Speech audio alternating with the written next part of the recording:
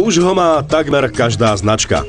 Mestský crossover stal sa módnym hitom, už nie len medzi úspešnými slečnami. RAV4, Qashqai, Tiguan, Sportage, X3 či Yeti. Bolo len otázkou času, kedy príde do tohto segmentu aj Mitsubishi, jedna z mála značiek vyrábajúca autá s pohonom 4x4 dlhé roky. Tak je tu Mitsubishi ASX. Importér ho prezentuje ako rodinného bodyguarda a pri pohľade spredu sa začíname aj trošku báť. Zamračená a dravá predná maska dáva tušiť, že slogan neklame. Auto do mesta veľkosťou a do terénu schopnosťami.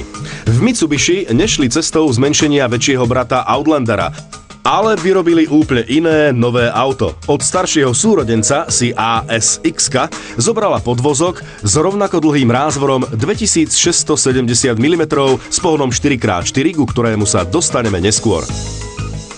A tendencia značky zjednocovať dizajn svojich modelov je viditeľná aj pri pohľade zozadu. Ochrana predného a zadného nárazníka dáva tušiť, že toto auto by sa terénu nemalo báť. Pozrime sa na chlapca šikmovkého bližšie.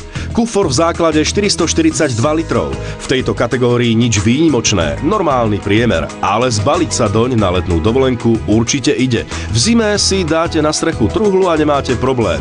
Vďaka spoločnému podvozku a rázvoru z Outlandera sa vzadu sedí pohodlne. Žiadne vážne obmedzenia vám nehrozia. Keďže ASX prichádza medzi silnú konkurenciu, je len pochopiteľné, že dielenské spracovanie interiéru je na veľmi dobrej úrovni. Prístrojová doska kombinuje mäkčené plasty s tvrdými, ale všetko dokonale licuje. Stredná časť palubnej dosky s rádiom a klimatizáciou je nám už známa. Majitelia Outlandera ju majú takú istú. Pochváliť musíme inokedy neduch japonských aut, lakťovú opierku. A dostávame sa k pohonu 4x4, tiež známemu z Outlanderu.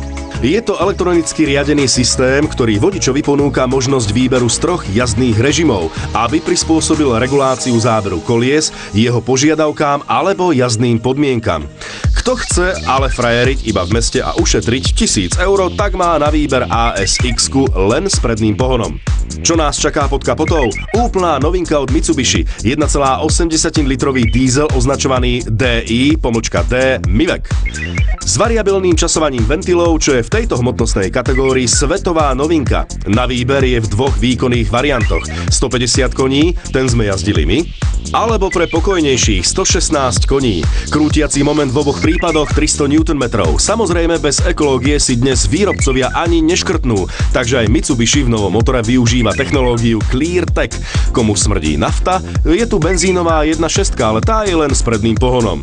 ASX jazdí dobre, ľahší terén mu nerobí žiadny problém. Svetlá výška 18 cm mu zabezpečuje sebavedomie aj v ťažšom teréne. A spotreba? V meste pri normálnej jazde sa viete s ASX-kou dostať pod 7 litrov bez problémov. Mimo mesta atakujete hranicu 5 litrov.